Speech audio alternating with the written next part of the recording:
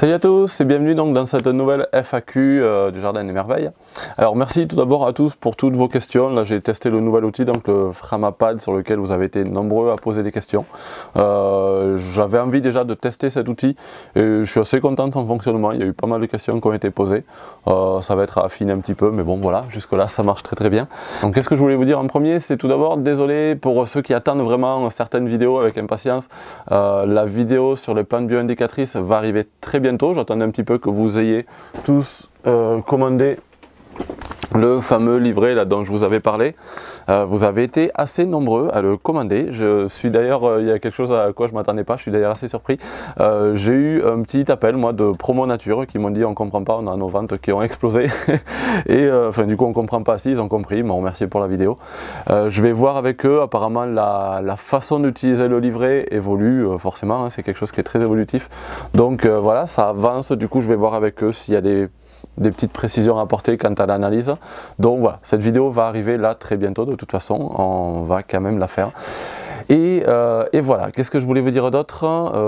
Non, je crois qu'on va rentrer directement dans les questions et puis on verra au fur et à mesure. Alors, première question donc de Yvan.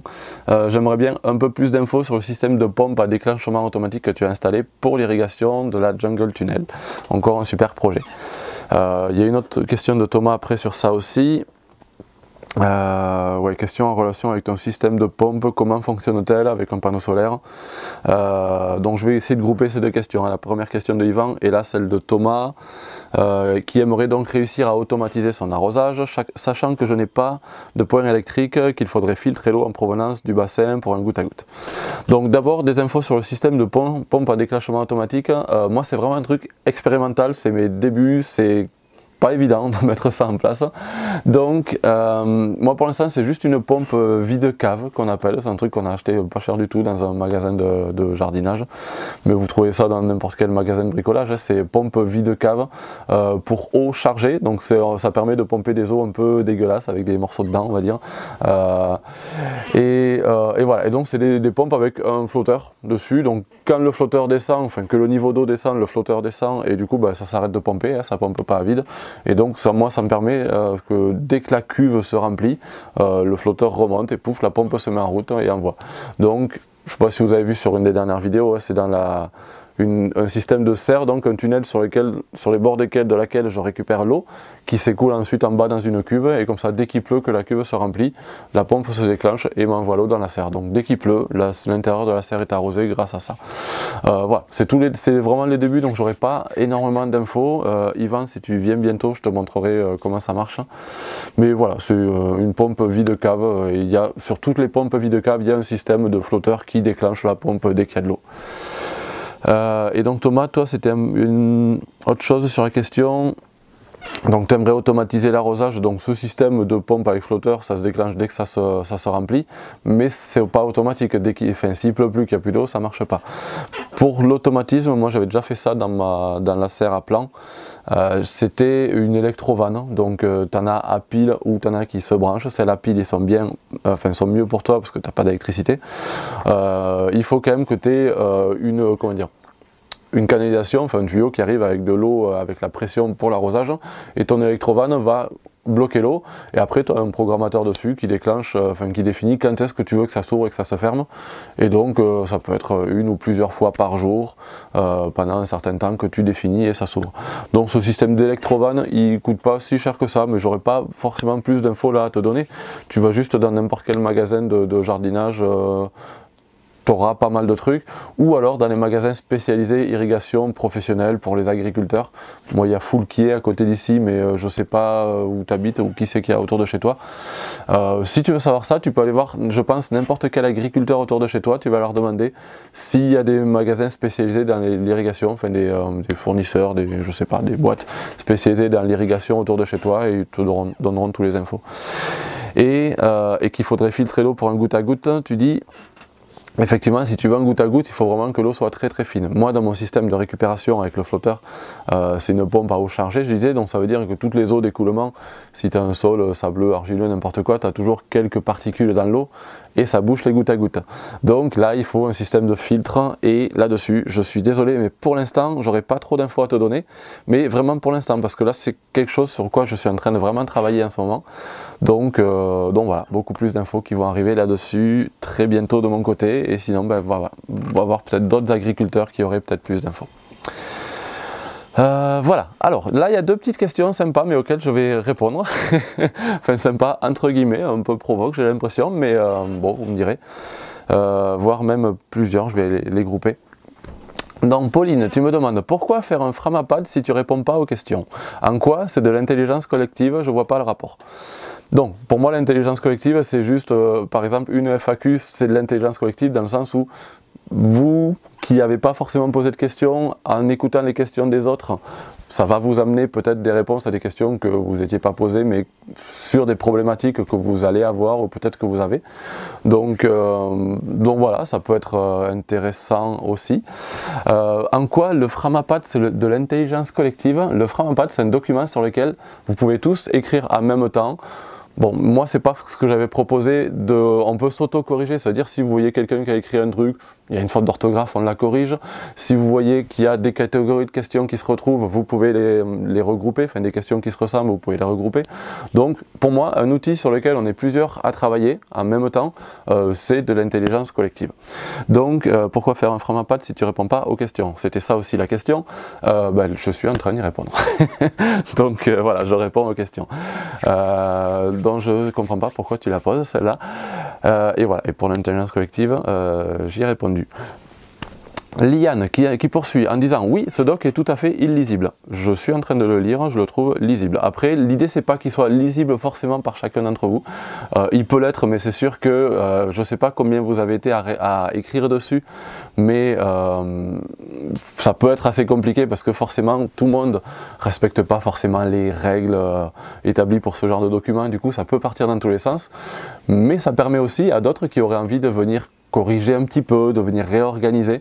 Voilà. Dès qu'on fait un truc en groupe, il y a forcément des gens qui, pas forcément qui veulent foutre le bordel, mais qui n'ont pas compris les règles, qui comprennent pas, qui sont pas, je sais pas, peut-être tout le monde n'est pas organisé de la même façon. Non, forcément, ça peut paraître un peu bordélique, mais moi personnellement j'ai réussi à revoir les questions, j'ai surligné les questions auxquelles je veux répondre là, j'arrive à le lire assez facilement, donc l'utilité moi que je recherchais là pour l'instant j'ai réussi à l'atteindre, donc voilà. Ensuite, donc oui ce doc est tout à fait illisible, Liane, t'as pas de meilleurs outils que ça à proposer pour faciliter l'intelligence collective? Il y en a plein des outils là. En ce moment, je propose celui-là, mais je vais en travailler d'autres. Et je poursuis. Pour quelqu'un qui se positionne en expert sur le sujet, 3 points de suspension. Alors, non, je ne me positionne pas du tout en expert sur le sujet. Je suis un grand fan d'intelligence collective, j'adore travailler là-dessus, mais ça ne veut pas dire que je m'y connais. J'adore expérimenter, j'adore rechercher, on est en plein dedans, on est en train d'essayer un outil pour la première fois. Donc, je suis désolé si ça t'a pas convenu, ça peut pas, enfin, c'est rare les outils qui sont parfaits la première fois, on y travaille, on va l'améliorer. Moi personnellement je trouve que ça s'est quand même assez bien passé, il y a plein de questions auxquelles je vais répondre là, donc voilà. Allez, pas plus de choses à dire là-dessus pour Pauline et Liane. Je vais rester un peu dans les questions un peu provoques, je vais remonter un petit peu après. GG, salut GG, je ne sais pas si on se connaît, apparemment oui, donc parce que tu me dis salut Champi, il n'y a pas grand monde qui m'appelle comme ça, c'est un vieux surnom. Pourrais-tu expliquer à tes fans comment tu fais pour construire des yourtes, des serres, des dômes, des cabanes, une cuisine sur un terrain agricole? Je vais lire la question en entier puis je vais redétailler après. Quelles autorisations as-tu demandé? Quelle taxe paies-tu? Est-ce que être élu à la mairie de Vaour va t'aider à faire passer tes constructions illégales? Alors, comment expliquer comment je fais à mes fans, comment je fais pour construire des yourtes, des serres, des dômes. Donc, mes chers fans, comment je fais pour construire? Je fais en demandant en général une autorisation préalable si c'est petit, le permis de construire aussi c'est gros. Et puis ça fait 10 ans que je suis là, ça fait 10 ans que bien sûr j'ai pas été parfait, ça m'arrivait de faire des trucs avant de demander les papiers, de demander après, ça m'arrivait de faire des papiers et de ne pas avoir l'autorisation. Enfin, voilà, je me positionne pas comme quelqu'un de parfait qui a toujours été dans les clous, mais voilà, je m'améliore, j'apprends avec le temps. Toujours est-il que voilà, maintenant pour tous les bâtiments que j'ai ici, je demande des autorisations, j'ai demandé des autorisations. Donc comment je fais pour faire tout ça sur un terrain agricole? C'est pas interdit de construire sur un terrain agricole, il faut juste demander l'autorisation en préfecture, à la DDT. Donc voilà comment je fais, je demande l'autorisation et c'est autorisé ou c'est pas autorisé. Quelles autorisations as-tu demandé? Donc moins de 5 mètres carrés, il y a d'après la gendarmerie pas besoin d'autorisation. Entre 5 et, je ne sais plus exactement les chiffres, je ne sais pas si ça change d'un département à l'autre, mais entre 5 et 18 mètres carrés, moi à l'époque, c'était pas de permis de construire, mais une autorisation préalable de construction. Donc c'est un dossier qui est un peu plus petit qu'un permis de construire, mais voilà, qui permet de construire ce qu'on veut. Et puis à partir de 18-20 mètres carrés, il faut un permis de construire.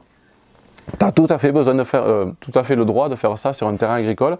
Par contre, ce que tu n'as pas le droit de faire sur un terrain agricole, c'est de construire un bâtiment dans lequel tu vas habiter. C'est pas un habitat que tu vas construire. Enfin, que je dis, je réponds pas forcément à GG. Je suis pas sûr que ça t'intéresse pour le faire chez toi. C'est voilà, je sais pas pourquoi tu poses cette question, mais j'y réponds avec grand plaisir quand même. Mais voilà, sur un terrain agricole, tu as le droit de construire un abri de jardin. Nous là, il y a un lieu où on peut laver les légumes avant de les vendre. On ne vend pas beaucoup de légumes, mais on pourrait faire ça. On a un lieu de stockage de plantes envie de vendre, on a des serres qui sont déclarées, on a des cabanes à outils qui sont construites, qui sont déclarées. Donc voilà, tu peux faire tout si c'est pour servir ton projet agricole sur un terrain agricole. Voilà, nous on profite aussi de ce lieu pour faire vivre l'assaut, mais à savoir qu'à la base c'est un terrain agricole sur lequel j'ai mon entreprise agricole. Et donc voilà. Donc rien d'illégal là sur ce projet aujourd'hui.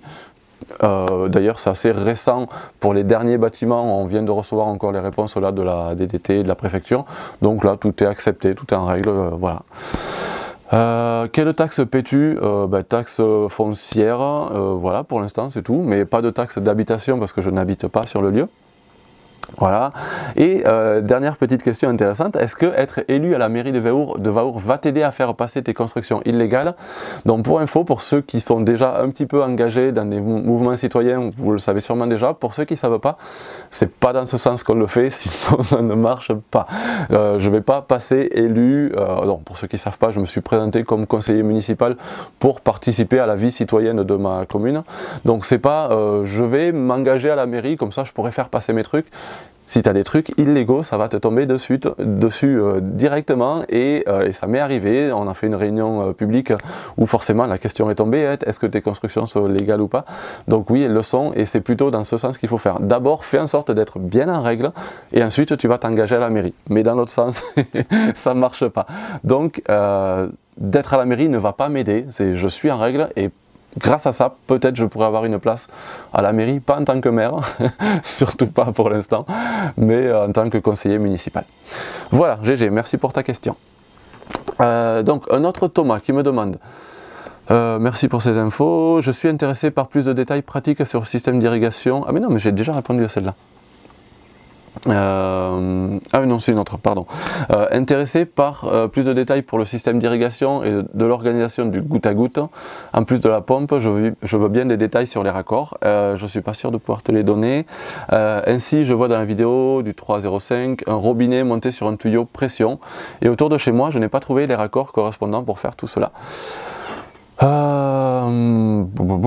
Comment je réponds à ça? Des infos pratiques sur le système d'irrigation et de l'organisation du goutte à goutte.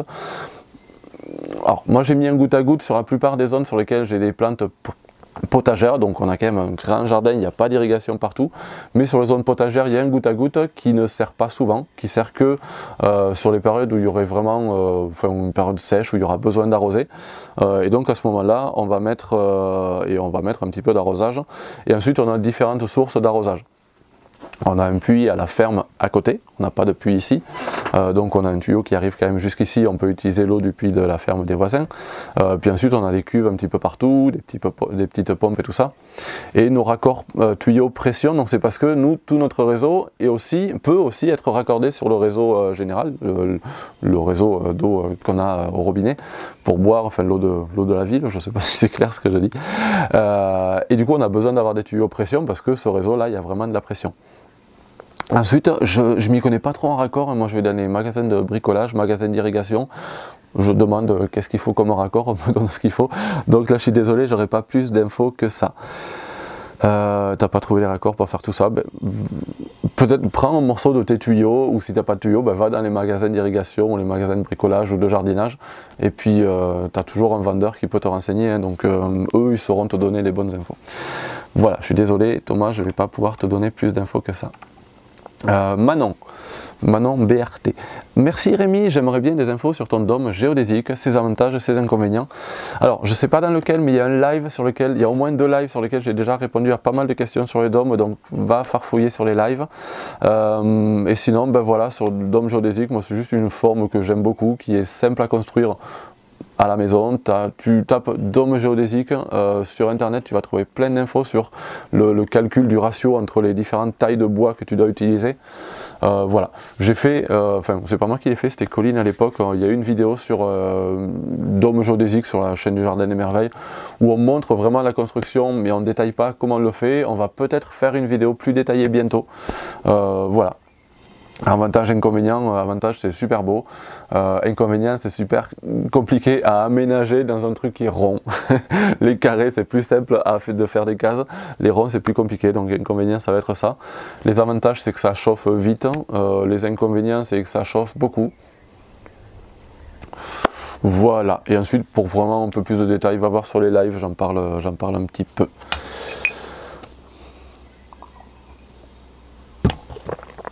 Alors,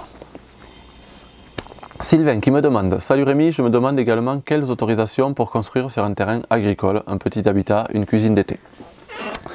On va essayer de détailler un peu plus l'habitat sur le terrain agricole. Parce que pour construire sur un terrain agricole, si tu es propriétaire de ton terrain agricole, tu as juste à faire une demande préalable ou un permis de construire selon la taille de ton bâtiment, la hauteur et tout ça. Et puis c'est autorisé, c'est pas autorisé. Pour un habitat, si c'est un terrain agricole, tu n'as pas le droit d'habiter sur ton terrain agricole, je dirais de fait. Direct, tu n'as pas le droit d'y habiter, sauf si peut-être ça peut passer, si tu es aidé, accompagné par ta mairie, déjà ça aide, et si l'État ou l'administration estime que tu as vraiment besoin d'être sur place. Si tu es juste un maraîcher, producteur de plants, c'est rare que ça passe. Il y a 10, 15 ans, 20 ans, c'était très facile, un terrain agricole, tu pouvais faire ta maison dessus, aujourd'hui c'est beaucoup plus difficile. Si tu es éleveur et que tu peux prouver que tu as vraiment besoin d'être sur ton terrain pour gérer tes animaux, non, parce que voilà, l'administration estime que tu as plus besoin, tu as plus de priorité si c'est des animaux que des végétaux. Moi perso, j'estime que s'il y a des semis à entretenir, à arroser, ouvrir les serres le matin, fermer le soir, tu as vraiment besoin d'y être, donc voilà. Mais ça, l'administration ne reconnaît pas forcément ça. Après, c'est souvent du cas par cas, c'est comment tu vas présenter ton projet, comment tu vas amener la chose. Mais en tout cas, voilà, pour de l'habitat, c'est pas facile. Si tu as un habitat juste à côté de ton terrain, c'est pas mal. Nous, on a un habitat qui est dans le village à côté, à 1 km. Je trouvais ça pas cool au début, et puis de plus en plus, je trouve ça chouette en fait, parce que quand tu habites sur place, tu travailles tout le temps. Quand tu habites un peu plus loin, quand tu rentres chez toi, le travail c'est fini, tu peux te poser un peu. Donc c'est pas obligatoire d'habiter sur place, même si, bon, allez, en vrai c'est quand même assez pratique d'habiter sur place. Voilà, donc quelles autorisations? C'est demande préalable si c'est petit, permis de construire si c'est gros, et ensuite c'est sur ces papiers que tu vas spécifier le type de bâtiment que tu construis. Il n'y a pas un type de document par type de construction, c'est par surface que tu vas passer soit sur la demande préalable, soit sur le permis de construire. Alors, comment savoir si on a une source d'eau sur le terrain? Il n'y a pas de nom pour la question, mais c'est pas grave. Si on a une source d'eau sur le terrain, en vue de faire un étang par exemple, est-ce que le sourcier ça marche vraiment? Alors déjà, pour savoir s'il y a de l'eau en dessous, à part un sourcier, je ne sais pas s'il y a des outils.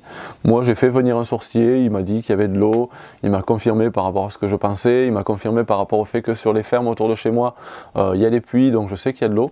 Il m'a confirmé que ces ressources en eau s'épuisaient pendant l'été sur les saisons sèches, ce qui confirme bien ce que dit le puits de la ferme à côté qui est à sec pendant l'été. Donc bon, voilà, tout ça pour moi ça marche vraiment, ça dépend du sourcier, mais oui, il y a des gens qui ont le ressenti ou qui ont les outils pour savoir s'il y a de l'eau. Bon, moi perso j'y crois, je pense que c'est même scientifiquement prouvable, mais je sais pas, vraiment j'ai pas plus d'infos là-dessus donc j'en sais rien. Donc voilà, le sourcier c'est déjà un bon truc, et puis après l'observation, hein, si tu vois que tu es sur un terrain où c'est très sec, mais que pendant les périodes sèches, tu as des zones qui restent un peu humides, on peut estimer que là il y a de l'eau en profondeur. Voilà, l'observation et les sourciers, ça peut être deux techniques assez intéressantes. Après, c'est sûr que moi, pour l'instant, j'ai pas encore pris le risque, par exemple, de creuser un puits ou un forage. Le jour où je le ferai, ben, je te dirai si le sourcier il avait raison ou pas. Mais c'est sûr que vu le prix que ça coûte, c'est bien de bien réfléchir avant pour pas faire, pour pas faire de bêtises, pour pas mettre d'argent dans un truc pour au final ne pas avoir d'eau, quoi. Donc voilà, à bien réfléchir, mais j'ai pas plus d'infos précises là-dessus. Alors Quentin qui a une grosse question, je ne vais pas lire peut-être tout le début, où est-ce que j'ai surligné? Quels conseils généraux donnerais-tu sur une forme, ah oui c'est intéressant ça comme question, sur une forme d'approche à adopter lors de son installation et dans la mise en place du design des zones d'une production fruitière et maraîchère en permaculture? Alors, elle est intéressante ta question dans le sens où c'est une question vraiment où le sujet est intéressant, mais en fait tu réponds à ta question dans ta question, peut-être sans t'en rendre compte. Pour préciser, doit-on seulement et uniquement agir en fonction de l'observation première de notre terrain, expérimenter selon ce qui apparaît possible d'abord, puis ajuster notre action en fonction de notre observation à moyen terme, dans un principe de partir petit et de progressivité, et ainsi constituer une connaissance empirique de ce lieu vivant afin de le favoriser au mieux pour des aménagements successifs pour la suite. Donc là, dans ta question, tu as dit exactement ce qui était bon de faire. Tu vas d'abord observer. Après, peut-être enlever le seulement et uniquement comme ça. Bien sûr qu'il faut faire ça. Tu vas agir selon ton observation première. Tu vas expérimenter au fur et à mesure et tu vas ajuster. Et voilà. Mais l'observation va être hyper importante. La question n'est pas finie. Ou alors peut-on s'autoriser à penser une conception de la superficie de notre terrain sous forme de plusieurs micro-écosystèmes durables au sens large, gestion des ressources, association de plantes, planification des semis. Alors moi je lis vraiment la question parce qu'en fait c'est déjà une réponse. Hein. Ça c'est super intéressant à faire. Hein. C'est les deux solutions que tu donnes et elles sont, tu peux faire les deux. Donc micro-écosystème au sens large, gestion des ressources, j'en étais où, puis de les mettre en expérimentation et en place dès l'installation pour ensuite ajuster toujours notre action suite à notre observation à moyen terme dans une idée de penser grand et diversité sans beaucoup d'éléments de connaissance sur son terrain et des effets de notre action massive pas très respectueuse du faire avec la nature et au risque de déconstruire par la suite. Donc voilà, je vais essayer moi de t'expliquer comment moi j'ai agi. J'ai fait la bêtise de ce que tu dis, de faire voir grand, de faire des trucs là-bas, de faire des trucs là-bas très très loin pour ensuite m'apercevoir que j'aurais dû plutôt faire petit ici. Donc penser le système globalement, penser micro-écosystème, alors quand on parle de nous en permaculture, on pense vraiment système et on pense éléments du système qu'on va essayer de faire en interaction. Là où je dis que, alors c'est pas forcément bien de partir trop grand tout ça, mais il ne faut pas attendre de lancer ton design en te disant je vais attendre d'avoir le truc parfait pour le mettre en place et pour mettre en place un système qui n'aura donc pas besoin d'être réajusté derrière, puisque mon système sera parfait dès le début et bien organisé. Je connais personne qui a réussi à faire ça et je vous conseille même pas d'essayer de faire ça. Moi ce que je conseille c'est d'essayer de faire déjà, faites des choses et puis vous allez vous planter, vous allez réajuster et de toute façon votre système il va être évolutif. Vous allez faire des choses que vous allez réajuster au fur et à mesure. Là où il faut faire attention à ne pas faire de grosses bêtises, c'est dans les éléments de votre système. Donc si on pense global, le système, il y aura un des éléments, ça sera le potager, qui est aussi un système dans lequel il y a des petits éléments. Il y a le potager, il y a le jardin médicinal, il y a la zone de compostage, il y a le poulailler, il y a la cabane à outils. Dans tous ces éléments, on va essayer de les organiser au mieux. Et puis il y a l'habitat, il y a la maison peut-être qu'on peut mettre sur le terrain. Donc au niveau de ces éléments, pensez, est-ce que cet élément va être facilement déplaçable, déconstructible? La cabane à outils, la zone où on stocke les outils, nous elle a changé plein de fois. Hein. La zone où on fait la cuisine, elle a changé plusieurs fois de place, c'était un peu plus compliqué. L'habitat, j'aimerais qu'il change de place, il n'est pas parfaitement au bon endroit, mais là c'est pas déplaçable. Donc pour vos éléments qui ne seront pas déplaçables, ceux-là, oui, réfléchissez bien avant de décider où vous allez les mettre. Pour les autres, le potager, attendez pas 1 an, 2 ans avant de faire un potager, faites-le. Et puis vous allez observer que à cet endroit-là, ça marche pas bien et que peut-être on va le faire autre chose. Ben, c'est pas grave, on va le faire ailleurs. Et puis ce premier potager, ben, ça fera une zone où avec la terre qui aura été un peu, je sais pas, améliorée, enrichie, tout ça. Donc ça peut être intéressant aussi. Mais voilà, pensez aux éléments, est-ce qu'ils vont être déplaçables? Et ensuite, ben, qu'est-ce que je peux apporter? Donc je vais essayer de reprendre un peu ta question. Donc de toute façon, oui, agir en fonction de l'observation, partir petit et progressif, donc c'est sûr, hein, on ne va pas forcément faire trop gros dès le début, ça c'est certain. Pensez, alors petit et central. Si vous avez un grand terrain, faites les choses proches les unes des autres. Faites les choses petites et proches, rassemblées près du cœur de votre projet. Où est-ce que vous vivez sur votre projet? Où est-ce que vous avez le point d'eau et le potager il doit être très près de ça? Est-ce que vous avez déjà un habitat sur votre projet et donc votre potager, jardin médicinal, enfin un truc à outils doit être proche de ça. Et petit à petit, vous allez voir comment vous voulez agrandir. Je ne vais pas trop m'étaler sur les notions de design, hein. J'aimerais faire des vidéos plus précises, c'est prévu sur les notions de design, sur comment on s'organise. Mais voilà, pensez votre système comme, pensez votre projet comme un système sur lequel il y a plusieurs éléments. Et puis la technique, et j'ai déjà fait une vidéo où j'en parle un petit peu, la technique pour placer les éléments, c'est chaque élément, de quoi il a besoin et qu'est-ce qu'il apporte au système. Et puis comme ça, vous allez les agencer entre eux pour que ce soit le plus comment dire, productif, résilient, économique en énergie possible et en temps. Et voilà. Donc j'espère que ça répond un petit peu à ta question. Et tu n'avais pas fini, tu avais une autre question sur un autre sujet. Petite question sur le volontariat. J'ai vu que sur le site internet, sur mon site internet, que je ne propose pas de volontariat woofing pour cette année 2020. Est-ce seulement dû à la période de confinement ou est-ce en lien avec tes projets d'accueil et de vie sur le jardin des merveilles? Non, c'est pas dû au confinement. Donc là, pendant le confinement, bien sûr, on peut recevoir personne. Enfin, le confinement est fini, mais non, on avait décidé ça déjà avant. C'est dû au fait que ça fait 10 ans, mais je l'ai déjà expliqué, je crois, sur d'autres lives ou quoi, mais je vais essayer donc de le résumer. Ça vient du fait que ça fait 10 ans moi, que je reçois des woofers. Je trouvais ça génial, j'ai rencontré des personnes formidables, on a fait plein de choses ici, mais ça m'a aussi amené quelque chose qui était finalement pas... Enfin, il y avait des inconvénients qui sont être dans un projet qui évolue, qui grandit, grâce à ça c'est chouette. Avoir un projet aussi professionnel qui grandit, qui devient rentable, je commence ça y est maintenant je vais là commencer à me verser un salaire, je suis plus dépendant de l'État pour le RSA ou tous ces trucs là, donc c'est génial. Mais quand tu as un projet qui augmente, quand tu as des woofers tout le temps qu'il faut accompagner, les woofers, c'est pas des ouvriers qui viennent vraiment pour bosser, c'est des gens qui viennent pour apprendre. Certes, ils travaillent, mais moi, ça me demande un temps énorme de transmission, ce que j'adore, puis d'encadrement, de apprendre à comment ça fonctionne, en accueillir de nouveau quand il y en a d'autres qui partent, et puis c'est de l'accompagnement continu. Donc vraiment à fond dans tous ces accompagnements, travail et compagnie, et plus de temps de cerveau disponible pour réfléchir à l'évolution de mon projet. Et puis arriver en fin de saison vraiment sur les rotules, parce que bon, j'adore répondre aux questions, j'adore accompagner, ça c'est clair. Mais quand c'est tout le temps, tous les jours, avec 4, 6, 8, 10 personnes autour de moi, tout le temps, tous les jours, pendant plusieurs mois, au bout d'un moment, j'en pouvais plus. Et faire ça, voilà, j'ai fait ça pendant 9 ans donc, et puis là, depuis l'an dernier, ben voilà, envie de calmer un peu ça. Je fais maintenant de l'accompagnement, mais plus par les vidéos, par YouTube, par d'autres choses que je mets en place.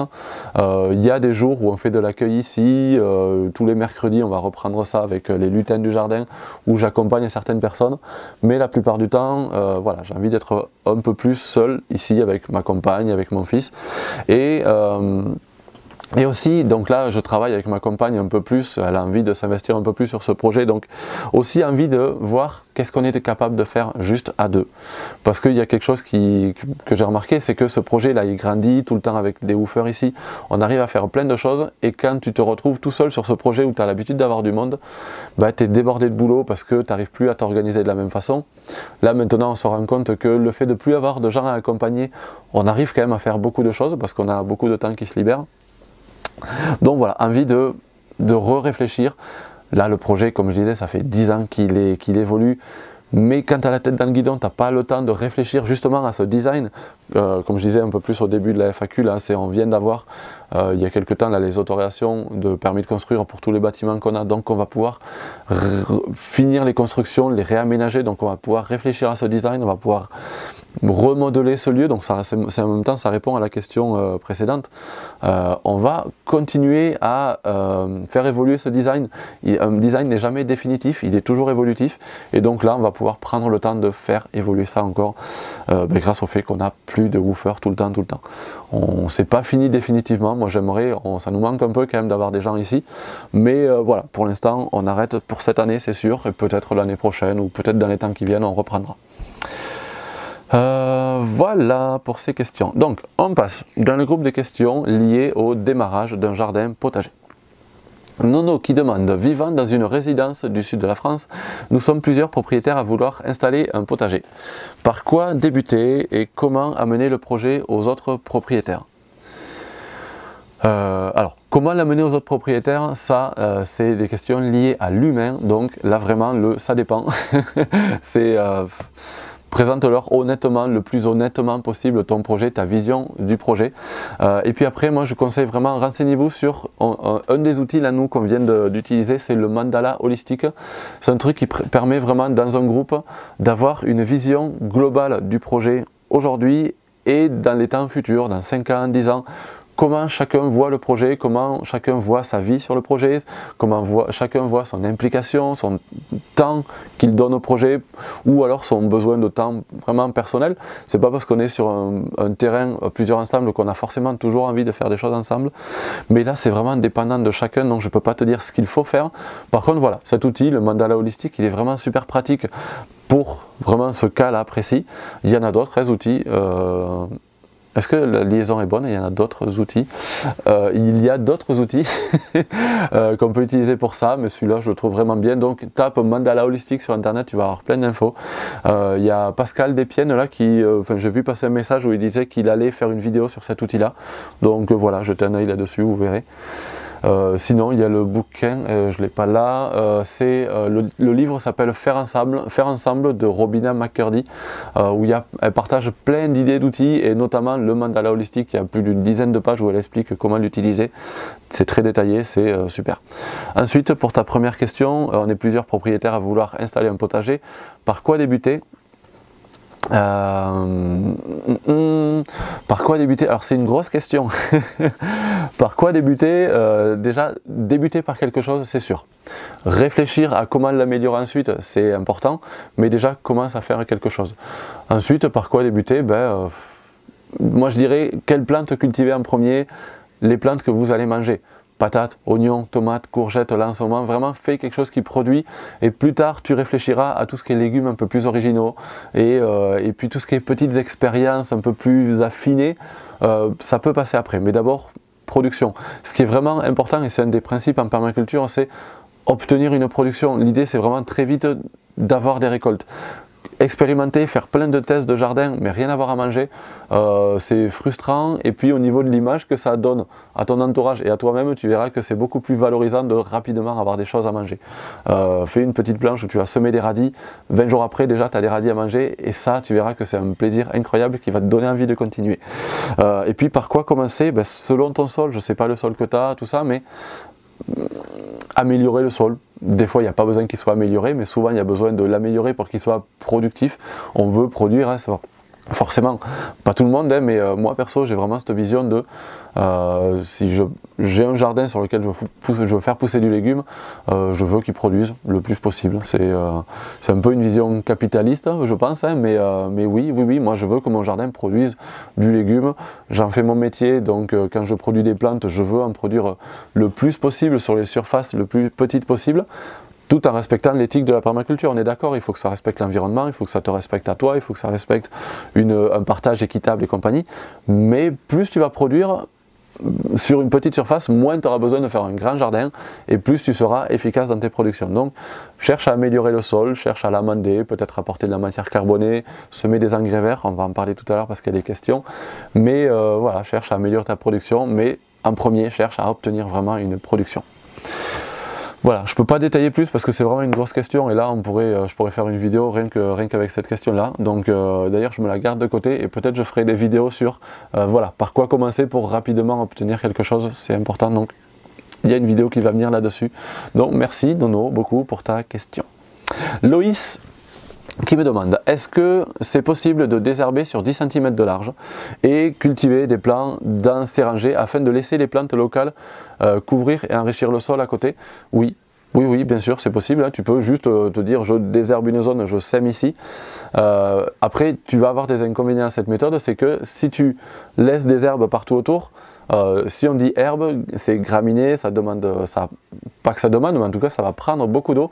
C'est-à-dire que ta petite bande que tu auras désherbée au milieu avec tous ces végétaux autour, même si ce n'est pas des graminées, c'est moins pire avec autre chose que des graminées. Mais de toute façon, tes plantes autour, elles vont pomper de l'eau sur cette petite bande que tu as désherbée. Et du coup, il va falloir l'arroser plus. Donc, c'est possible, mais à condition de l'arroser plus. Ou alors, désherber plus large, pailler, et puis laisser d'autres végétaux venir, mais pas avoir forcément une végétation trop dense qui va te pomper tout autonome. Donc oui, c'est possible, mais à condition de faire en sorte que cette petite zone que tu auras désherbée, elle ne se fasse pas réenvahir par les herbes, et surtout qu'elle reste bien humide pour être assez productive pour tes plantes. Enfin, assez, comment dire, qu'elle nourrisse assez en eau les végétaux que tu vas y cultiver. Muriel qui me demande, l'exposition du potager est-elle primordiale? Trop d'ombre, trop de soleil, quelles sont les conséquences? Donc oui. Je crois qu'il y avait encore autre chose après, non? Non. Oui, l'exposition forcément c'est primordial. Si tu vas faire ton potager à l'ombre sous des arbres, ça ne marchera pas. Il n'y aura pas assez de lumière pour la plupart de tes légumes. Là on parle vraiment potager, donc légumes. Et ensuite si tu fais en plein soleil, ça pourra marcher à condition que ce soit bien arrosé.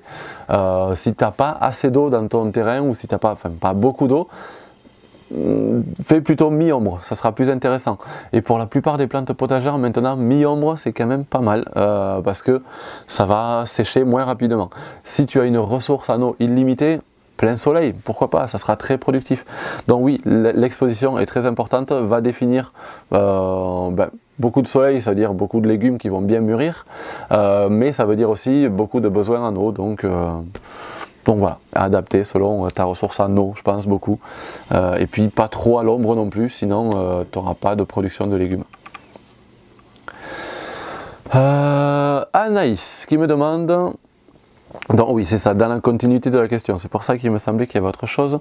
Pourrais-tu nous guider dans l'utilisation des informations que l'on trouve sur les besoins des plantes lorsqu'on effectue des recherches? C'est quoi pour toi les expositions plein soleil, soleil, ombre légère, mi-ombre, ombre, soleil direct ou indirect? Y a-t-il des durées minimales d'exposition au soleil à essayer de respecter? Donc voilà, on va préciser un peu plus. Je ne sais pas, après il y a beaucoup de bouquins, de références, de sites internet qui utilisent des choses un peu différentes, mais alors donc entre le plein soleil, plein soleil, soleil, c'est soleil quoi. Ça veut dire que du lever au coucher du soleil, c'est au soleil. Mi-ombre, ça veut dire qu'à un moment de la journée, donc si tu prends je sais pas, je te fais un truc, hein, si à 8 h le soleil se lève et à 8 h le soir le soleil se couche, ça veut dire que tu as 12 heures d'exposition. Si c'est à l'ombre jusqu'à la moitié de la journée ou à partir de milieu de journée c'est à l'ombre, voire jusqu'à milieu de matinée c'est au soleil et puis ensuite c'est à l'ombre jusqu'à milieu d'après-midi, ça c'est ce qu'on appelle mi-ombre. Après il y a des petites ou des grandes demi-ombres selon si tu as beaucoup d'ombre. Si tu n'as qu'une heure de soleil dans la journée, là tu peux presque considérer que c'est vraiment à l'ombre. Et si c'est à l'ombre toute la journée, bon ben là c'est plein ombre. Là où c'est important ça, c'est que quand je disais tout à l'heure à la question de Muriel juste avant, si c'est complètement à l'ombre, la plupart des plantes ne vont pas fleurir si c'est trop à l'ombre. Là, je pense plutôt à tout ce qui est plantes de lisière. Par exemple, du petit fruit, si tu fais du cassis, de groseille, de la mûre, des trucs comme ça, allez vous balader dans la nature, vous verrez, il y a des ronces des fois en sous-bois, on voit des ronces, mais il n'y a pas de fruits dessus. Par contre, toutes les ronces qu'on voit en lisière qui sont en plein soleil, celles-là, elles produisent du fruit. Donc, l'induction, ce qu'on appelle l'induction florale, ce qui fait que la plante va produire des bourgeons à fleurs, dépend souvent du temps d'ensoleillement. Là, je ne vais pas pouvoir détailler quel temps d'ensoleillement chaque plante a besoin, mais chaque plante, selon le temps, donc pour le poirier par exemple, ça a besoin d'avoir au moins 6 heures, il me semble. Là, je donne des chiffres précis et je me risque un peu, mais donc il me semble que par exemple les poiriers ont besoin d'au moins 6 heures de soleil. S'ils ont moins de 6 heures de soleil à une certaine période de l'année, eh bien, ils vont moins produire de fleurs, voire pas produire de fleurs du tout, et vont pas produire de fruits. Donc ça, c'est à rechercher, je ne sais même pas où trouver les infos, je ne suis même pas sûr que ce soit détaillé pour chaque plante, mais chaque plante a besoin d'avoir quand même un certain temps d'ensoleillement pour produire des fleurs. Pour les légumes, il va y avoir quand même besoin d'un certain temps d'ensoleillement. Et ensuite, il y a autre chose, c'est les plantes qui vont produire des fruits, les tomates et les courgettes et compagnie. S'il n'y a pas de soleil, les fruits ne vont pas maturer, ne vont pas mûrir. Donc il faut aussi du temps de soleil pour la maturité des fruits. Donc au moins mi-ombre. Et ensuite, faire attention, en plus de ça, il y a plein de choses à avoir en conscience, c'est si c'est trop au soleil et que vous n'avez pas assez d'eau, eh bien vos plantes vont avoir soif. Moi maintenant, quand on me demande est-ce que ces plantes vont plein soleil ou plutôt mi-ombre et compagnie, moi ce que je réponds c'est des plantes de plein soleil aujourd'hui, enfin des plantes potagères de plein soleil aujourd'hui ça n'existe plus. Dans le sens où si hein, ça existe, mais les pleins soleils qu'on a de plus en plus là aujourd'hui sur nos régions, sur ma région là en tout cas, dans le Tarn, c'est le soleil il est trop fort, les canicules on en a de plus en plus, on a des températures extrêmes, l'air qui est très très sec, très chaud. Donc maintenant j'essaye de cultiver la plupart de mes plantes à mi-ombre, donc dans ma zone potagère c'est pas encore parfaitement le cas, mais j'essaye de planter des arbres fruitiers et autres, hein, mais en tout cas des arbres le plus possible pour avoir des zones d'ombre le plus possible dans mon jardin, ou en tout cas faire en sorte que mes légumes, au moins une partie de la journée, hein, quand je te disais au début de la réponse à ta question, soit le matin c'est à l'ombre, soit c'est à l'après-midi, moi je favorise le temps d'ombre au milieu de la journée. J'aime bien que ce soit à l'ombre sous un arbre ou sous une rangée d'arbres, faire des haies fruitières orientées nord-sud. Ça veut dire que c'est au soleil le matin, c'est au soleil l'après-midi, mais au milieu de la journée, au moment où c'est le plein cagnard, là, à ce moment-là, c'est à l'ombre sous les arbres et ça évite que ça sèche trop, ça évite que ça chauffe trop, ça évite que les feuillages crament. Donc voilà, moi je favorise maintenant la mi-ombre par rapport à ça. De même, pourrais-tu faire le point sur les notions de base de type de sol, sec, frais, humide, drainé, et plus particulièrement sur les combinaisons suivantes, sol frais et bien drainé, ainsi que sol humide et bien drainé. Comment fais-tu pour choisir l'emplacement de tes nouveaux plants sur ton terrain? Quels sont les critères à prioriser? Alors, je vais essayer de résumer un petit peu. C'est compliqué de répondre à ça. Enfin, compliqué. C'est long de répondre. Là, c'est une grosse question, le sol. Notion de base, donc je crois que j'avais fait, regarde vraiment aussi les vidéos que j'ai fait sur la fertilité de sol où j'en parle un petit peu, les notions de texture de sol, de structure de sol. La texture du sol, c'est la quantité de sable, de limon, d'argile que tu as dans ton sol. Si tu as beaucoup d'argile, tu as un sol argileux, beaucoup de sable, un sol sableux. Si tu as beaucoup de sable et un peu d'argile, tu as un sol sablo-argileux, beaucoup de sable et un peu de limon, sablo-limoneux. Enfin, tu vois, cette appellation, sablo, limono, argileux, tout ça, là on parle de texture de sol. Et ensuite, si tu as un sol bien aéré, pas bien aéré, là on parle de structure de sol. Et la structure va définir s'il est bien aéré, bien drainé, s'il va être drainant ou pas. Si on a un sol plutôt à tendance limoneux ou argileux, on va avoir un sol qui va être moins drainant, l'eau va moins bien circuler dans le sol, il va avoir tendance à plus se compacter, mais il va avoir tendance à rester plus frais parce qu'il va mieux garder l'eau. Si tu as un sol qui est plus sableux, il va moins se tasser, il va être plus drainant, mais il va tendance à être plus chaud, plus sec, parce que l'eau part plus rapidement. Donc toutes ces notions-là, elles vont être intéressantes à prendre en conscience, à prendre en compte, pour savoir comment tu vas devoir travailler, entre guillemets, ou ne pas travailler, est-ce qu'il va falloir décompacter ou pas, comment tu vas devoir gérer ton sol, peut-être le mot gérer est plus approprié. Donc voilà, après les combinaisons, alors sol frais, bien drainé, ben voilà, ça donne un peu ce que je viens de dire sur la quantité de sable et d'argile et de limon que tu as dans ton sol. Comment je fais pour choisir l'emplacement de mes nouveaux plants sur mon terrain? Quels sont les caractères à prioriser? Ben, les caractères à prioriser, ça va être donc quelle plante tu vas y mettre, enfin de quelle plante on parle. Si c'est des plantes qui sont gourmandes en matière nutritive, les solanacées, les cucurbitacées. Tomates, aubergines, poivrons et dans les cucurbitacées, tout ce qui est courges, les courgettes, tout ça, c'est des plantes qui sont gourmandes et qui ont besoin de boire beaucoup aussi. Donc gourmandes parce qu'elles veulent des sols nutritifs. Donc pour ces plantes-là, l'emplacement que je vais choisir c'est les zones les plus riches de mon terrain. Et vu qu'elles sont aussi gourmandes en eau, les zones les plus humides. Si c'est des plantes méditerranéennes comme des aromatiques, les thym, les romarins, les sarriette, les sauges, ça a besoin de sols plutôt un peu plus pauvres, il n'y a pas besoin qu'ils soient riches et surtout drainants. Donc là, je vais choisir les zones les plus hautes de mon terrain, les plus ensoleillées, les plus drainantes, les plus caillouteuses, pour que le sol chauffe bien, qu'il draine bien. Donc voilà, selon les besoins des plantes, je vais choisir ça.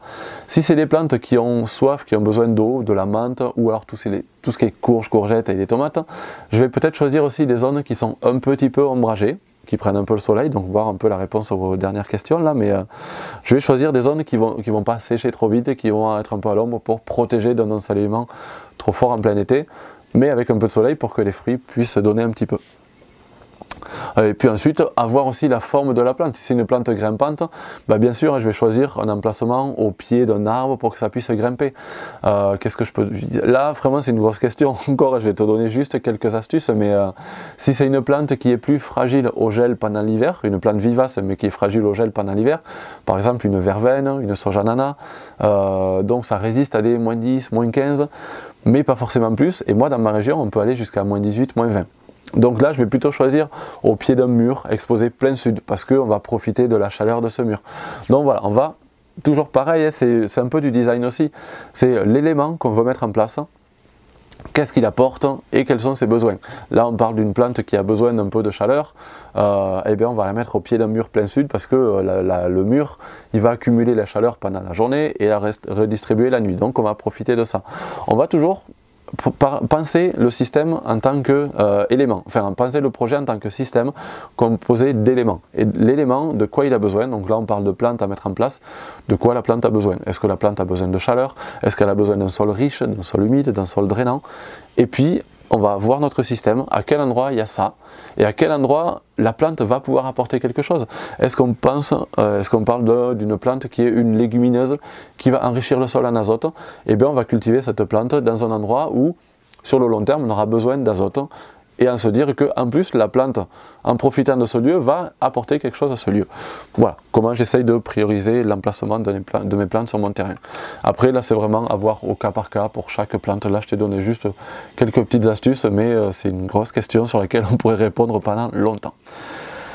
Rabat qui me demande, alors Rabat d'entrée je ne suis pas sûr de pouvoir répondre à ta question.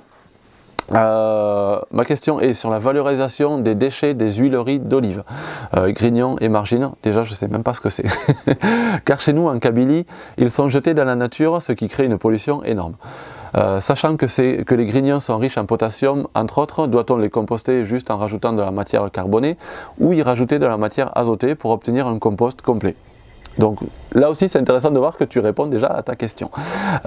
Pour la margine, comment l'utiliser en surface? En surface directement, pas de risque pour les plantes, merci d'avance. Donc je ne vais pas vraiment pouvoir répondre en détail à ta question, mais voilà, là où tu réponds déjà à ta question et c'est intéressant, c'est vraiment, tu as déjà la vision systémique, ça veut dire qu'est-ce que l'élément va apporter? Et est-ce qu'il pourrait apporter quelque chose de positif ou une pollution?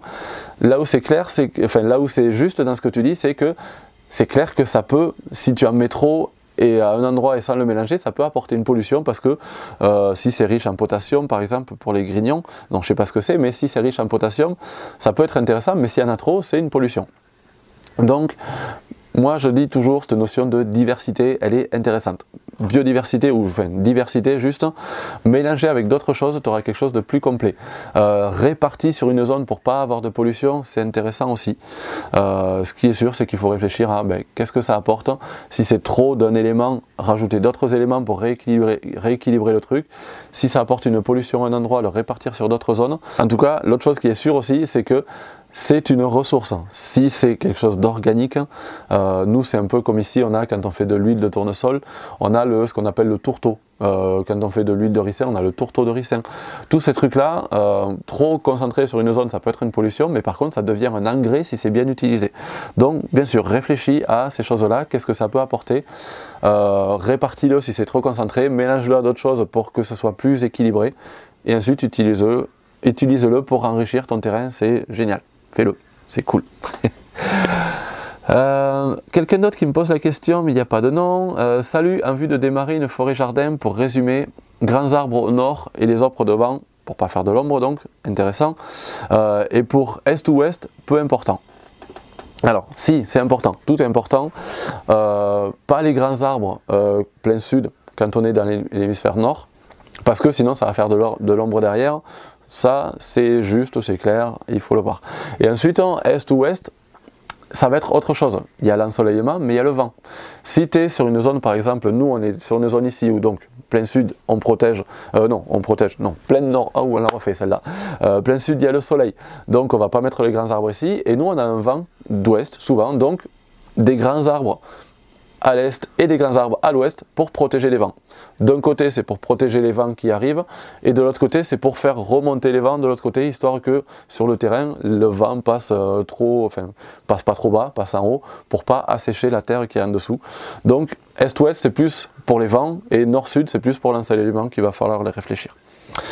Voilà pour ta question. Sidirom qui demande: comment arroses-tu tes bacs de semis? Sont-ils percés dans le fond? Oui, ils sont percés dans le fond et je les arrose par trempage essentiellement. Jamais par arrosage pour les bacs de semis. J'arrose des pots dans lesquels les plantes sont déjà bien développées, pas dans les semis, sinon on peut mélanger les graines et on fait attention à ça. Donc oui, ils sont percés dans le fond pour pas que ça reste trop humide. Là vraiment presque obligatoire. C'est pas obligatoire, hein, si tu gères bien ton arrosage, il n'y a pas besoin qu'il soit percé, mais le fait qu'il soit percé fait que tu peux l'arroser par trempage et c'est intéressant. Comment faire pour alléger un sol riche en argile? En effet, mon sol est dur comme de la pierre une fois sec. On revient un peu à la notion de sol qu'on a vu tout à l'heure. Pour alléger un sol riche en argile, il faut faire monter le taux de matière organique. Et là, je vais répondre même à quelqu'un qui aurait posé la question sur un sol à l'opposé de celui-là. Comment faire pour rendre un sol sableux qui puisse plus garder de réserve en eau, qui puisse être plus riche, plus productif? Et c'est la même réponse à tout ce type de questions. Comment améliorer mon sol? En faisant monter le taux de matière organique. Apporter de la matière carbonée à ton sol et tu vas l'améliorer. Ça c'est une des choses à faire, mais c'est pas la seule. Il y a deux choses importantes à voir. Donc la deuxième, c'est apporter de la vie à ton sol. Et comment on apporte de la vie au sol? En le végétalisant. Le reste, ça se fait tout seul. Il n'y a pas besoin d'en rajouter. Le reste de la vie va venir tout seul avec les végétaux. Donc monter le taux de matière carbonée, matière organique par la matière carbonée. Donc sur un sol très argileux, tu vas pouvoir apporter de la paille, du BRF. Plus c'est carboné, plus ça va faire rapidement monter le taux d'humus. Donc le BRF est un peu plus intéressant que la paille, mais là où il va falloir voir, c'est qu'est-ce que tu as à disposition, qu'est-ce que tu as autour de toi, et apporte ce que tu as à disposition. Les feuilles mortes, ça marche bien aussi. La paille, le BRF, très intéressant donc. Et ensuite, les engrais verts ou cultiver en continu, laisser pousser les plantes sauvages ou apporter un engrais vert. Il va falloir que ton sol soit végétalisé, et là, voilà, ça marche. Donc, matière organique et carbonée, végétalisation, et ton sol va devenir riche, vivant et beaucoup plus stable. Et ensuite, pour un sol argileux, vraiment faire attention au moment où tu vas toucher à ton sol, si tu dois le toucher. S'il pleut beaucoup et que le sol est humide, ne va pas le piétiner. Si tu es sur un gros truc ou tu es un tracteur, pas de tracteur quand ton sol est gorgé d'eau, parce que un sol argileux, travaillé ou piétiné ou tassé au mauvais moment, tu mets des années à t'en remettre. Donc voilà, décompacter au bon moment s'il faut une première fois, matière carbonée, matière organique carbonée et végétalisation, et puis déjà là tu vas vers une amélioration qui peut être assez rapide. Le compost et le BRF sont-ils indispensables ou on peut les remplacer par des engrais verts et de la paille? Ah ben voilà, mais en fait j'ai déjà répondu à ça. C'est deux choses différentes, hein, donc compost et BRF. Alors là j'ai pas parlé de compost, hein. BRF ou paillage et compagnie, c'est génial. Et engrais vert, c'est génial. Et les deux ensemble, c'est complet. Juste un ou juste l'autre, il va manquer un élément qui va faire que ça va retarder.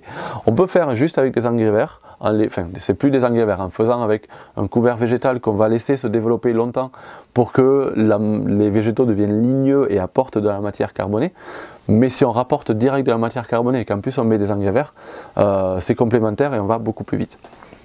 Voilà, compost c'est autre chose, le compost c'est pas obligatoire, ça va peut-être aider au début, ça va accélérer aussi au début, mais une fois que le sol est riche et que c'est végétalisé et couvert de matière carbonée, le compost on n'en a plus besoin. Donc voilà, mais si tu en as, si tu as des matières organiques, hein, si tu as des déchets d'élevage, si tu as des déchets de cuisine, des déchets de désherbage et tout ça, bah cette matière n'en fait pas rien, hein, les jette pas, fais-en du compost et apporte-le à ton sol, ou laisse-le en surface, c'est un compostage de surface et ça va enrichir ton sol. Mais le but c'est pas de faire du compost, le compost ça découle d'un apport ou d'une présence de déchets sur ton terrain organique que tu vas faire composter pour que ça revienne à ton sol. Arnaud, dans ton dernier live, tu parles d'une méthode de semis d'engrais verts pour couvrir le sol. Je sais que ces plantes captent l'azote de l'air, mais elles doivent bien aussi rentrer en compétition avec les besoins en eau de nos plantes cultivées. Oui, peut-être pas autant pour que ça pose problème. J'entends souvent parler de trèfle, vesse, luzerne. Mais Nicolas Pézeril proposait aussi Cymballaria muralis, car feuillage bien dense et enracinement léger. Qu'en penses-tu? Quels sont les inconvénients, avantages d'un paillage versus couverture végétale, couverture d'engrais verts? Alors, beaucoup de choses dans ta question. Alors, un truc qui m'a fait tilter là au début, engrais vert pour couvrir le sol. Je sais que ces plantes captent l'azote de l'air. Alors, un engrais vert, c'est pas forcément pour capter l'azote de l'air. Hein. Ça, c'est les légumineuses qui sont aussi utilisées comme un engrais vert. Ensuite, on parle de trèfle, vesse, luzerne, mais Nicolas Pézeril propose aussi Cymballaria muralis. Alors, j'ai jamais entendu qu'on pouvait utiliser ça comme un engrais vert, mais pourquoi pas. Juste moi préciser que un engrais vert, c'est pas des types de plantes, hein, c'est une méthode de culture. Engrais vert, ça veut dire que tu vas cultiver une plante dans le but de la laisser sur ton sol. J'aime bien utiliser l'exemple de l'épinard. Tu cultives un épinard pour le récolter, pour le manger, ça reste une culture alimentaire. Si tu cultives un épinard dans le but de, à terme, le faucher pour le laisser sur ton sol, ça devient un engrais vert. Un engrais vert, donc, c'est une culture que tu vas laisser sur ton sol ou enfouir dans ton sol, il y a plusieurs façons de faire.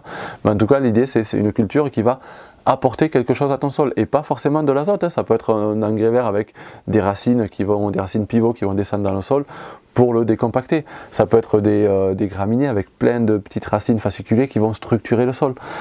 Voilà. Tu dis, elles doivent rentrer en compétition avec nos plantes cultivées. Oui, elles peuvent rentrer en compétition, bien sûr. Si tu fais des cultures et des engrais verts en même temps, ben forcément une plante ça demande de l'eau. Et ben là c'est une autre thématique, hein, c'est comment faire en sorte que son sol reste humide tout le temps, qu'il ait une bonne réserve en eau, que les plantes aient un bon enracinement. Si on cultive un potager, si on a une zone potagère, on fait entre guillemets du maraîchage, hein. Si c'est juste dans un petit jardin, on n'est pas maraîcher. Mais pourquoi le mot maraîchage? C'est que à l'origine c'était fait dans les marais, dans les zones humides. Donc parler de concurrence en eau pour les plantes, c'est presque un non-sens, je dirais. C'est un peu exagéré, mais il faut, comment dire, si on veut cultiver des plantes potagères, il faut avoir de l'eau tout le temps en continu. Il faut avoir beaucoup d'eau sur sa zone pour avoir une production. Il ne faut pas forcément que ce soit tout le temps détrempé, mais il ne faut pas que l'eau soit une limite. Si l'eau est une limite, bah, il faut réduire la surface cultivée pour l'adapter à la réserve en eau qu'on a. Donc là, on va parler de gestion de l'eau, mais enfin, je ne vais pas en parler là. Je parlerai de gestion de l'eau bientôt dans d'autres vidéos. Mais voilà, si la réserve en eau, votre réserve en eau ou la réserve en eau du sol est limitante, bah, il faut réduire les cultures. Mais en tout cas, les cultures et les engrais verts, c'est intéressant de les avoir les deux et de faire en fonction. Mais un engrais vert, enfin un engrais vert ou juste un couvert végétal, et pas forcément la notion d'engrais vert, mais avoir des couverts végétaux pour que ça nourrisse le sol et que ça entretienne la vie du sol, c'est important. Et là où c'est intéressant, c'est entre tes cultures, s'il y a des temps où tu n'as pas de culture pour toi, fais en sorte que ce soit végétalisé pour que ça entretienne vraiment la vie du sol, le flot bactérien, enfin la présence de bactéries dans le sol. C'est important d'avoir tout le temps des végétaux. Juste un sol paillé, tout le temps, ton sol s'appauvrit, la vie va être moins riche si c'est pas végétalisé. La fin de ta question, c'était donc quels sont les avantages et inconvénients d'un paillage versus couverture d'engrais vert. Eh ben oui, ben justement c'est ça que je disais, c'est un paillage, il va couvrir, protéger ton sol. Protéger du soleil, protéger de la pluie, protéger des intempéries donc, mais il ne va pas vraiment entretenir la vie du sol. Les racines des plantes, par les exudats racinaires, vont nourrir les bactéries, vont apporter des mycorhizes, tout ça, ça va vraiment en plus dynamiser la vie du sol. Donc, si tu veux, tu peux choisir entre un paillage et un engrais vert ou en tout cas un couvert végétal. Couvert végétal, c'est toujours mieux parce que le couvert végétal va de toute façon en plus jouer le rôle de paillage. Il va couvrir, protéger ton sol du soleil, des intempéries et compagnie, et en plus nourrir, dynamiser la vie du sol, le structurer en plus avec ses racines. Donc voilà, c'est beaucoup plus intéressant les végétaux. Et si tu n'as pas de couvert végétal, mets un paillage quand même. Moi ce que je fais, c'est quand j'ai un paillage, quand j'ai pas de couverts végétaux, j'ai un paillage sur mes zones de culture, mais si j'ai pas de culture à y mettre, à y planter dedans rapidement, ben je gratte le paillage et je le mets sur l'allée. Comme ça je couvre mon allée, parce que là je veux pas forcément qu'il y ait beaucoup de plantes qui poussent, et je mets donc ma zone de culture à nu pour y semer un engrais vert. Et puis comme ça le couvert végétal arrive rapidement. Alors, question liée aux plantes ou associations de plantes. Alors, Manon qui me posait d'abord une question sur la cloque du péché, mais j'y ai répondu dans le live la dernière fois, donc je ne vais pas y répondre là. Et une autre question, toujours de Manon. Est-ce possible d'identifier la variété, le cultivar d'une plante, ou est-ce complexe? J'ai un vieux pied de vigne non identifié. Alors, c'est toujours possible d'identifier, soit par la chimie et compagnie, il y a des laboratoires qui peuvent le faire, mais ça coûte cher, soit par les conservatoires, entre autres, ou les gens qui s'y connaissent autour de toi, hein, tu pourras en trouver. Moi, à côté de chez moi, j'ai un conservatoire de variétés anciennes, de fruitiers ici, et ils le font, hein, tu leur apportes le fruit, la feuille, une branche avec des feuilles et des fleurs, et au moins le fruit, et puis ils peuvent t'identifier ça. Donc renseigne-toi si autour de chez toi tu as un conservatoire de plantes, hein, ou un jardin botanique, hein, ils peuvent peut-être le faire aussi. Donc voilà, c'est possible.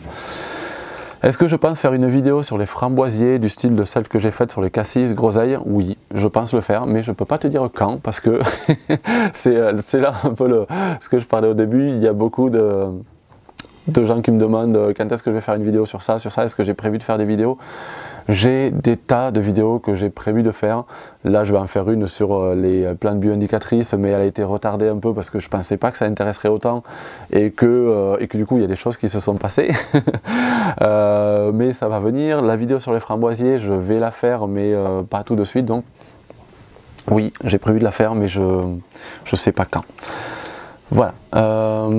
Kevin qui me demande: bonjour Rémi, j'ai vu dans une de tes vidéos, visite guidée, je crois, que tu as un cerisier nain. Je pourrais pas répondre à ta question. Quel porte-greffe pour nanifier un cerisier, ou bien où trouver un cerisier nain qui donne des fruits? Non, ou bien où les trouver? Donc Septembre, Pépinière, il a pas mal de trucs. Pépinière Atmosphère chez Wally, la maison du bananier. Je sais pas si Julien Osiol, il a des trucs nanifiants aussi. Donc chez les pépiniéristes, renseigne-toi sur qui t'as comme pépiniériste autour de chez toi, et puis eux ils pourront te dire où tu pourras trouver ça. Donc quel porte-greffe utiliser pour nanifier un cerisier? Moi, dans une de mes vidéos il n'y a pas longtemps, j'ai dit pour les cerisiers il n'y a pas de nanifiant. On m'a répondu dans les commentaires, et ça aussi tiens, c'est de l'intelligence collective, on m'a répondu dans un commentaire que si ça existe, donc voilà, grâce à ça j'apprends, mais je ne sais pas lesquels ils sont, donc voilà, renseigne-toi chez les pépiniéristes et eux ils pourront te dire qui c'est. Vanessa qui me demande pourquoi un arbre végète et comment y remédier. Alors s'il végète, c'est au niveau des racines qu'il n'a pas trouvé ce qu'il lui faut. Donc peut-être qu'au niveau de la plantation, tu n'as pas assez bien décompacté le sol autour. Peut-être que ça ne dépend pas de toi. Peut-être que ton sol, il y a de la roche en dessous, il n'a pas pu trouver de quoi de quoi bien s'alimenter, peut-être que ton sol est trop pauvre, peut-être que le sol ne lui correspond pas. En fait, il peut y avoir plein de raisons. Un des trucs à faire, c'est de te renseigner si le sol correspond à ton arbre pour savoir si ça va être durable. S'il végète, c'est peut-être pas pour toujours, hein, peut-être que là maintenant il végète, mais que, par exemple, moi pour des figuiers, ça m'arrivait de planter des figuiers qui fassent juste une pauvre tige tous les ans, qui gèlent pendant l'hiver, mais qui refassent une tige l'année d'après. Et puis au bout de 2-3 ans, les racines ont fini par trouver une faille dans le sol, par trouver un endroit où il y avait ce qu'il faut pour l'alimenter en eau, je pense, plutôt pour le figuier. Mais ça peut être pour tout et n'importe quoi, et les racines vont chercher, ça végète tant que ça n'a pas trouvé, puis le jour où ça a trouvé, ça pousse. Par contre, si c'est ton sol qui ne lui correspond pas, ben là ça va végéter pendant longtemps. Donc voilà, ça peut être pour plein de raisons différentes.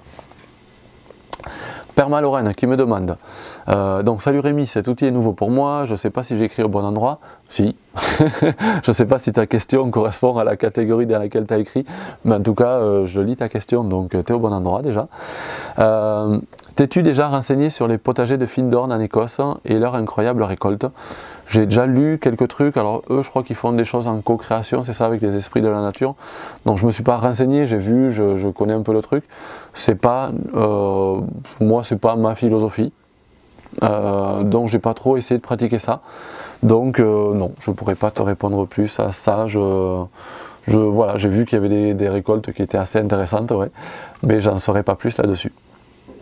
François qui me demande, j'ai un petit mûrier, Morus rotondiloba, monoïque, pour l'instant il ne fait que des fleurs femelles, sais-tu comment favoriser la production de fleurs mâles? Non, je ne connais pas forcément cette plante là, mais souvent quand une plante ne fait qu'un type de fleurs, ben c'est qu'elle est peut-être pas assez développée, ou alors qu'elle n'a pas forcément ce qu'il lui faut ou quoi, mais souvent c'est qu'elle n'est pas assez développée.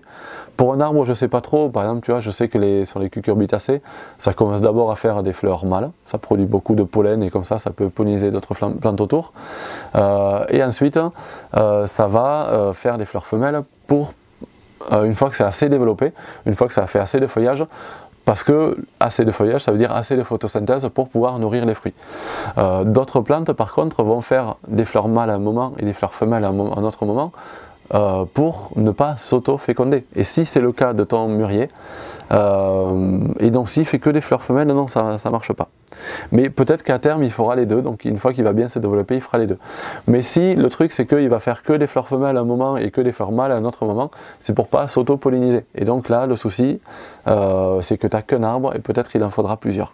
Pour le mûrier je sais pas, je m'y connais pas assez, donc voilà, ça peut être pour plusieurs raisons différentes, mais qui sont souvent liées au développement de ton arbre. Donc laisse-le se développer plus et je pense qu'il fera les deux. Mais peut-être qu'il ne les fera pas en même temps et du coup il te faudra un deuxième arbre. Donc voilà, à te renseigner.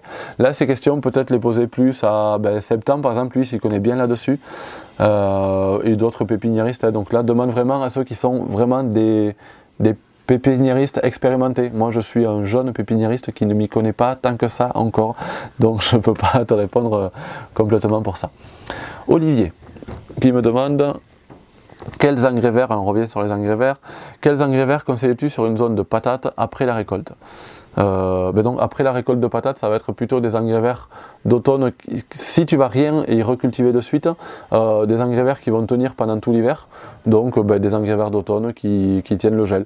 Là je ne vais pas te donner de nom, pour la simple raison que je ne connais pas tous les engrais verts, et aussi pour la raison qui est que je ne connais ni ton sol, ni ton climat, ni ta terre, enfin voilà, à adapter à ton type de sol, à adapter à ce que tu as à disposition aussi, mais voilà, mets-y le plus possible de végétaux, et des végétaux qui vont tenir pendant l'hiver, surtout ça c'est important.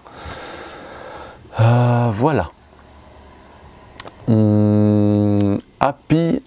Happy bonjour, non Happy qui me demande, donc bonjour, pourrais-tu nous faire un topo sur le goji? Quelques années que j'en ai, mais il ne donne que une ou deux baies, merci d'avance. Donc oui, je vais te faire un rapide résumé sur le goji. Il y a pas mal de variétés de goji, et là aujourd'hui on commence à en trouver des très bonnes chez les pépiniéristes. Moi j'en ai trouvé chez Septembre, il en a une très bien, à la maison du bananier il en a des super.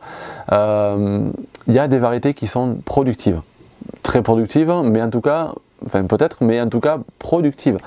Jusqu'à il n'y a pas longtemps, on trouvait beaucoup de goji chez les producteurs, et moi j'en ai vendu aussi, mais sans savoir.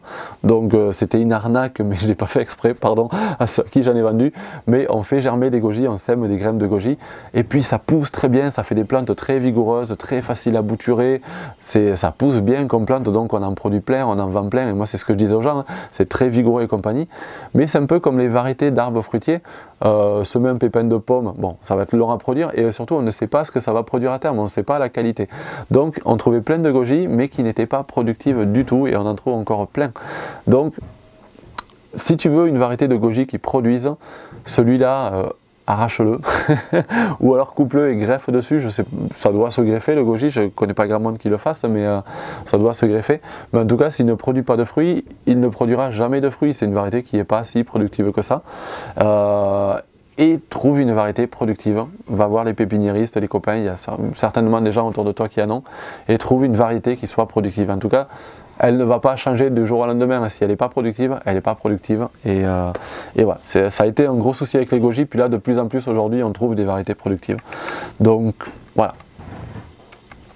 Donc une question, il n'y a pas de nom. On m'a offert une azalée au début du confinement, bien entendu impossible d'aller chercher de la terre de bruyère. Ne pouvant pas la laisser, je l'ai mise en pot avec un terreau universel. On m'a dit de mettre du thé dans le terreau pour l'acidifier, je l'ai fait avec un doute. Aujourd'hui je me demande comment garder une bonne acidité dans mon pot. J'ai mis un épais paillage d'écorce de pin. Donc écorce, aiguille de pin, tout ça, bien sûr ça va acidifier un petit peu. La décomposition de la matière organique de toute façon va acidifier un petit peu. Donc paille, mets de la matière organique en se décomposant, ça va acidifier un peu. Et puis, ben, écoute, là, le confinement est terminé, tu peux acheter de la terre de bruyère. Si ton azalée va bien dans le mélange que tu as fait, laisse-la là-dedans, c'est cool. Si ça va pas bien, ben, tu la dépotes, hein, tu enlèves un petit peu la terre et tu rajouteras de la terre de bruyère derrière. Et puis, si elle va bien, ben, laisse-la comme ça. Et puis le jour où tu vas la rempoter, ben, fais la même chose du coup. Et si elle va pas très bien, ben, rempote-la dans une terre de bruyère. Tout simplement. Voilà. Donc pas de nom non plus. Bonjour Rémi, merci pour tes partages. Avec plaisir. C'est la première année que je fais des semis de salade, belles de mai. Et elles ont toutes tendance à monter en graines alors que j'ai bien fait attention à l'arrosage. As-tu une explication à cela? Emplacement trop ombragé, manque de nutriments, nanana. Donc ça dépend, je ne sais pas pourquoi elle est montée en graines toi, mais ça vient d'un stress. En fait une salade, enfin une plante, souvent les plantes annuelles vont se mettre à fleurir, vont vouloir se reproduire, en gros elles vont vouloir produire des graines quand elles ont vécu un stress. Donc c'est trop chaud, trop sec, trop froid peut-être, ça arrive moins souvent, souvent c'est trop sec ou trop ensoleillé. Donc elle a dû prendre un coup de chaud ta salade et tout d'un coup elle est montée en graines. Donc voilà, il faut juste éviter les stress et elle va produire du feuillage. Et dès qu'elle a un stress, quel qu'il soit, elle va monter en graines.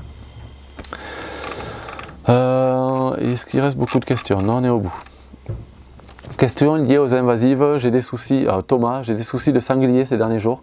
Difficile de les maintenir hors du champ malgré les barrières que nous avons mises en place. Connais-tu éventuellement d'autres solutions pour les maintenir à distance? Ils font de gros ravages, merci beaucoup. Oui, j'ai une solution, mais qui ne plaît pas forcément à tout le monde. Dans la nature, il y a des choses que ces animaux-là ne franchissent pas, c'est les ronciers. Donc si tu as un terrain assez grand, laisse ta clôture et laisse une grosse largeur de chaque côté de ta clôture et laisse pousser les ronces, hein, ou alors plante-y des ronces cultivées ou laisse pousser les ronces sauvages. Souvent si tu as mis une clôture, les oiseaux vont s'y poser dessus et puis ramener des graines de mûres qu'elles auront mangées. Et les ronciers, une fois qu'ils auront fait le tour de toutes tes parcelles, les gros animaux ne traversent pas le roncier, préfèrent faire le tour. Et du coup ça veut dire que là où tu auras des entrées, tu auras juste à mettre des choses un peu plus solides, un peu plus grandes, et puis là où il y a les ronciers, les animaux ne traverseront pas. Sinon, une grosse barrière bien dure, bien solide, bien haute, mais voilà, le roncier c'est très naturel. Et puis tu n'as pas besoin de l'entretenir, ça coûte rien, tu laisses pousser, et voilà. Adri qui me demande, il est commun d'utiliser des fleurs aromatiques qui grâce à leur odeur désorientent les insectes pouvant être nuisibles à une culture. Mais est-ce que certaines plantes peuvent avoir un effet pervers, à savoir éloigner malgré elles les abeilles? Merci à toi. Alors pour les abeilles non, peut-être pour d'autres choses ça peut avoir un effet pervers, mais en tout cas pas pour les abeilles. Là où ça va, alors attends, c'était quoi ta question? Parce que c'est pas exactement ça. Oui, si, en fait, si, pardon, c'est exactement ça. Désorienter les insectes pouvant être nuisibles. Les insectes nuisibles vont venir sur tes plantes, vont les trouver quand même, peut-être parce que, bon, s'il y a des odeurs aromatiques fortes, elles vont peut-être pas les trouver, mais peut-être qu'elles vont quand même les trouver. Et là où ça devient nuisible, c'est qu'ils peuvent se reproduire. Et pour se reproduire, ils vont trouver les femelles, les mâles, à l'odeur. Et tes aromatiques vont les désorienter effectivement et ils ne vont pas pouvoir se reproduire, donc il n'y aura pas de pullulation. Par contre les abeilles, elles, si elles viennent pour polliniser, c'est pas à l'odeur qu'elles trouvent les fleurs, peut-être un petit peu, mais c'est surtout à la couleur. Et donc les odeurs ne vont pas les perturber, elles vont quand même pouvoir trouver tes fleurs. Voilà, Christine qui demande « Bonjour, c'est la deuxième année que les fourmis recouvrent entièrement mes fraisiers, les étouffent, ça fait un monticule poudreux, comme une fourmilière sur chaque pied. Est-ce indicatif d'un problème de sol à cet endroit? Non. Pourtant, les autres cultures autour ne sont pas touchées. J'ai beau secouer les plants, passer un coup de jet d'eau, ça revient immédiatement. Que faire ?» Si elles font une fourmilière autour de tes plantes, vraiment sur la plante, c'est qu'il y a des pucerons dessus et qu'elles sont juste en train de protéger les pucerons pour pouvoir bien récolter dessous. C'est pas signe d'un problème de sol, hein. Les fourmis, elles font leur fourmilière proche de leurs ressources. Là, il y a une ressource, il y a des pucerons. Donc voilà, il faut juste régler ce problème de pucerons, sans tuer les pucerons, juste essayer de rééquilibrer ton écosystème. Et si elles ont une fourmilière trop proche, trouver un moyen d'éloigner les fourmis. Éloigner les fourmis, il y a un truc qui marche très bien, c'est la menthe pouillot. La menthe pouillot, les arômes, elles n'aiment pas ça. C'est pouillot, c'est pulégium, c'est la menthe anti-puce. Parce que c'est un peu insectifuge, les insectes n'aiment pas trop cette odeur. Donc peut-être voilà, broyer de la menthe et de temps en temps mettre ça sur ta zone. Remets un coup de jet, un petit coup pour perturber tes fourmis, détruire un petit peu ces trucs là. Ça fera pas de mal à ta fourmilière, t'inquiète pas. Moi j'ai tendance à voir je vois pas la fourmi, alors vous allez voir, tout le monde n'est pas d'accord avec ça, mais je vois pas la fourmi comme un être vivant, comme une entité, mais plus la fourmilière. Donc tuer une fourmi, je dis pas que c'est pas grave de tuer un animal, attention, ne me faites pas dire ce que j'ai pas dit, mais mettre un coup de jet d'eau, tout ça, oui, ça va peut-être tuer quelques fourmis, mais l'entité fourmilière, elle va pas être perturbée, elle va se décaler ailleurs. Ou elle va revenir, si tu fais que ça, elle va revenir. Mais donc, perturbe un peu tes fourmis, détruis un peu ces petits trucs qu'elles ont fait sur tes fraisiers, pour favoriser le fraisier. Et ensuite, si tu as de la menthe à portée de main, et surtout la menthe pouillot, broie un peu de menthe et mets sur tes fraisiers, et elles auront tendance à moins revenir. En revenant moins, tu vas favoriser les prédateurs de tes pucerons, et tu vas réguler le puceron, et la fourmi va moins revenir. Donc en gros, il faut juste rééquilibrer la biodiversité de ton système, en éloignant gentiment et de manière assez simple les fourmis, et tu vas rééquilibrer assez simplement ton système. Autre question, mon potager étant à proximité de bambou, j'ai entrepris la pose d'une barrière anti-rhizome. Hélas, certains rhizomes avaient déjà commencé à envahir la zone. À chaque fois qu'une pousse montre le bout de son nez, j'essaye de supprimer au maximum le rhizome. J'espère ainsi qu'ils finiront par s'épuiser sans la partie aérienne. Ai-je raison, ou c'est un combat perdu d'avance? Non, si tu as quelques rhizomes, c'est pas forcément perdu d'avance. Par contre, ils sont forts les bambous dans le combat, donc te laisse pas dépasser, sinon ça va être difficile. Mais voilà, à chaque fois que tu vois un rhizome qui sort, perds pas de temps, enlève-le. Enfin, perds pas de temps, sache que ce rhizome-là, il va se développer. Si tu l'arraches avant qu'il se développe trop, tu laisses beaucoup d'énergie dans le rhizome, il va partir très vite. Si tu le laisses pousser un petit peu, il met son énergie dans la pousse, tu l'arraches, tu lui supprimes un peu plus d'énergie. Par contre, si tu laisses trop partir la pousse, il va faire de la photosynthèse et remettre de l'énergie dans un rhizome qui va repartir. Donc ça, c'est un peu sa stratégie à lui. En jouant avec cette stratégie, en connaissant son point faible, tu vas pouvoir réussir à le battre. Comme dans tout combat, si tu veux battre ton ennemi, apprends à le connaître d'abord, connaître ses points faibles et tu vas réussir à gagner. C'est pas perdu d'avance. Question liée aux toilettes. J'ai cru comprendre, donc Adri qui demande, j'ai cru comprendre que les toilettes sèches n'étaient pas ton truc. Pourquoi donc? Merci à toi. C'est pas mon truc parce que pour moi c'est pas naturel de chier dans des copeaux de bois. Et parce que on est des mammifères et comme tous les animaux, nos déjections servent à d'autres animaux. Et si tu fais tes besoins dans des copeaux de bois, que ça trempe avec de l'urine, que ça fermente et que tu balances ça dans la nature, les petits scarabées entre autres et d'autres êtres vivants ne sont pas adaptés à cette matière fermentée, ils sont adaptés à des matières fécales fraîches, directement sorties de l'animal qui l'a produit. Donc moi je suis plus le partisan du caca nature. En tout cas, voilà, il faut que les excréments arrivent bruts sur le sol pour que la vie du sol profite de ça pour le remétaboliser, le renvoyer dans le système directement. Je dis pas que dans les toilettes sèches c'est pas bien, hein, c'est déjà mieux que de faire ça dans de l'eau potable, c'est beaucoup mieux. Mais c'est pas encore parfait pour moi, voilà, tout simplement.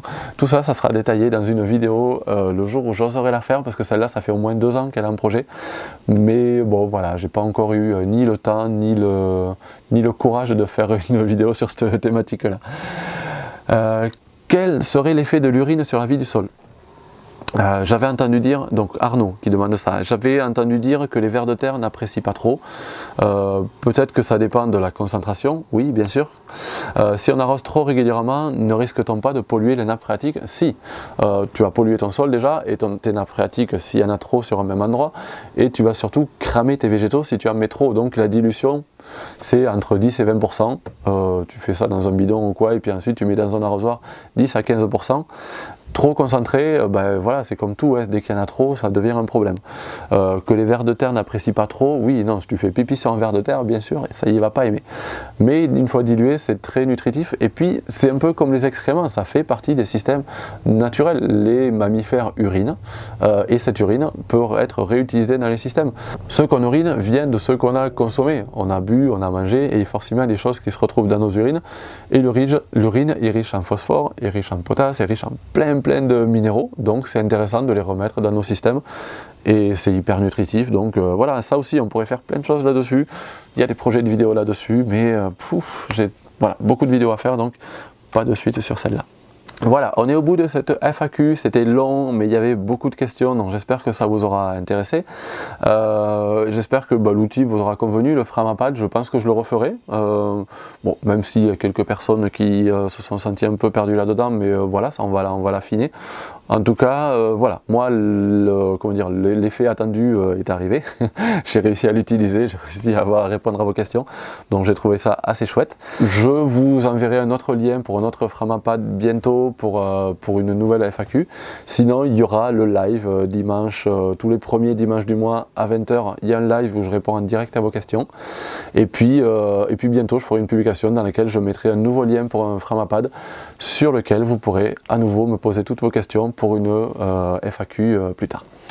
Voilà, et puis ça aussi, je sais qu'il y en a certains, ça les dérange, mais moi je ne peux pas ne pas le faire.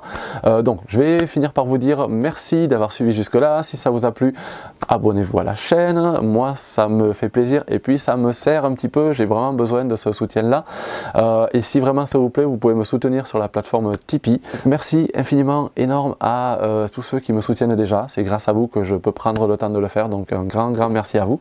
Et puis à tous, je vous dis à très bientôt pour de prochaines vidéos, comme d'habitude. À bientôt, salut.